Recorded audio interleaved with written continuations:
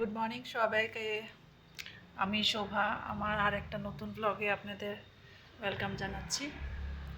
আজকে হয়েছে বাইরে প্রচণ্ড গরম। আজকে 1 সপ্তাহ 10 দিন ধরে এত গরম দিচ্ছে যে কি বলবো।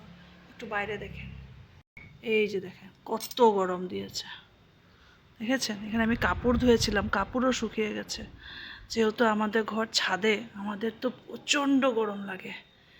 এখানে মেয়ে স্কুলে গেছে গিয়ে আমার ঘরটর সাফা হয়ে গেছে।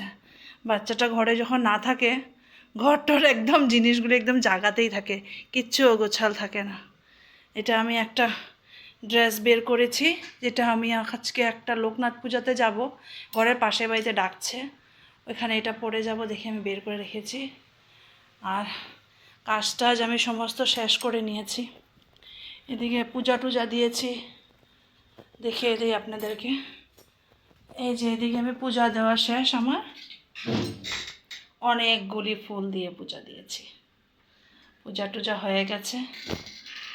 এখন আমি কিছু খাবো, পূজার পরে আমি কিছু খাই, দেখি কি খাই আমি আপনাদেরকে দেখাচ্ছি। এইটা হয়েছে আমার আজকে ব্রেকফাস্ট। অ্যাকচুয়ালি কি হয়েছে বলেন তো, কালকে আমার একটা স্টুডেন্টের বার্থডে ছিল। যেহেতু আমি টিউশন পড়াই ঘরে, আমি হাউসওয়াইফ হলেও আমি ঘরে টিউশন পড়াই, বিয়ার আগে আমি স্কুলেও পড়াতাম। তো কালকে স্টুডেন্টের বার্থডে ছিল, তো রাত্রে অনেক রাত্রেও আমাকে এগুলি দিয়ে গেছে। তো রাত্রে তো খাওয়া হয়নি, তো এখন নিয়ে বসেছি। জানি একটু হেভি হয়ে যাবে, কিন্তু কিচ্ছু করার নেই, একদিন খেতেই পারি। এটা খাবো, আর তো দুপুরে ভাত টাত কিচ্ছু খাবো না। এখানে আছে পুরি, এটা বানিয়েছে ও হলো ঘুগনি বানিয়েছিল ওর মা। আর এটা হচ্ছে কচুর শাক, যেটা আমি কালকে আপনাদেরকে রেসিপিটা দেখিয়েছিলাম আমার আগের ব্লগে। কালকের ব্লগে আমি কচুর শাক বানিয়েছিলাম বুটের ডাল দিয়ে। এটা এখানে অল্প পরিমাণে একটু কেক নিয়েছি, আছে এখানে মিষ্টি। এটাই হয়েছে আজকে আমার মর্নিংয়ের ব্রেকফাস্ট। একটু হেভি হয়েছে, মর্নিং না, এখন প্রায় 11টা বাজে। এখন এটাই খাবো, তারপরে খেয়ে দিয়ে রেস্ট করে 4টার দিকে একটু যাব পূজাতে, যেটা লোকনাথ পূজা আজকে আছে পাশের বাড়িতে। তো এখানে যাব লোকনাথ পূজাতে, পুজো টুজো দেখবো, একটু প্রসাদ খাবো, তারপরে বিকালবেলা আসে পরে আবার টিউশনটা করে। আমি যাব যেহেতু, কিন্তু আমার হাজব্যান্ডের জন্য রান্না তো করতেই হবে। তো আমি কি কি রান্না করব আজকে আমি নিশ্চয় আগে দেখাবো আপনাদেরকে।